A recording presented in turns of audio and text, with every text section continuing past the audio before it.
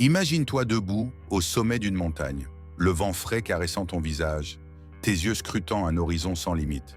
Ton cœur bat plus fort, non pas de peur mais d'excitation.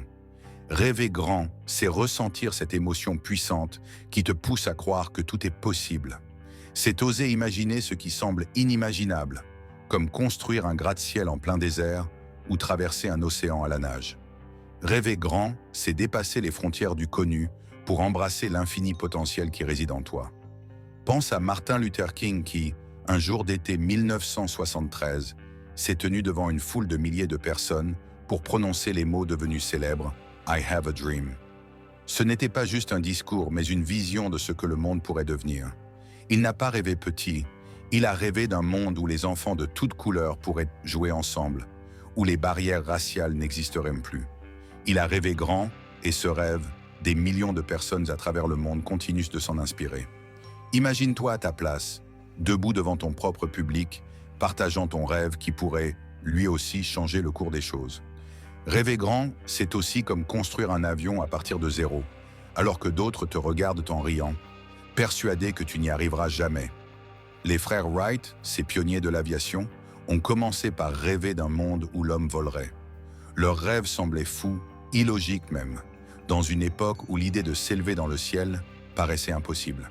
Mais ils ont poursuivi ce rêve avec détermination. Pièce par pièce, chaque échec devenant une leçon.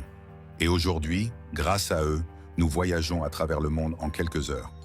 Rêver grand, c'est voir des ailes là où d'autres ne voient que des chaînes. Visualise aussi un jeune étudiant dans sa chambre, tard le soir, ses yeux fixés sur une montagne de livres. Il rêve de devenir médecin, non pas pour l'argent ou la gloire, mais pour sauver des vies, pour être celui qui apporte un sourire de soulagement sur le visage des familles désespérées.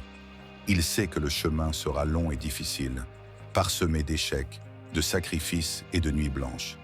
Mais il continue, car son rêve est plus grand que sa peur. Il voit chaque patient comme une victoire, chaque sourire comme une récompense.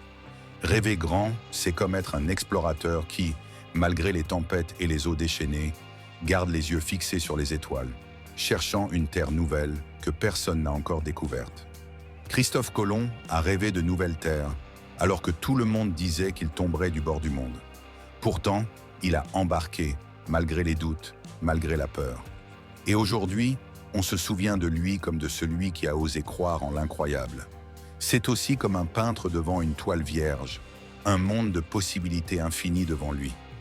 Pense à Van Gogh, qui, malgré la pauvreté, la maladie et l'incompréhension de son époque, a continué à peindre les rêves de son cœur, des champs de blé doré et des étoiles tourbillonnantes.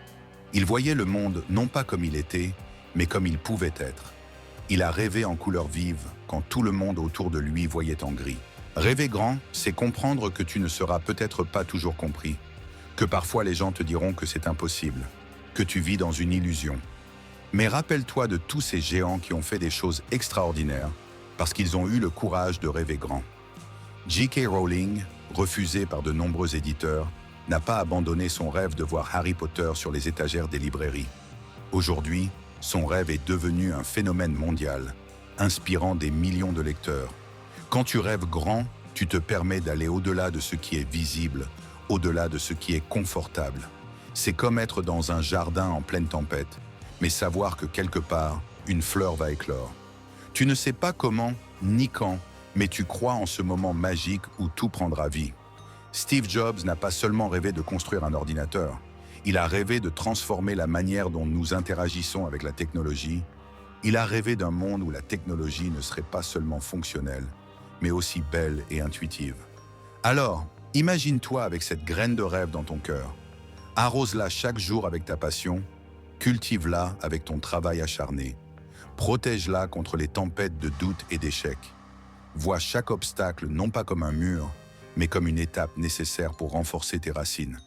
Tu verras, un jour, ton rêve deviendra un arbre majestueux qui inspirera ceux qui viendront après toi.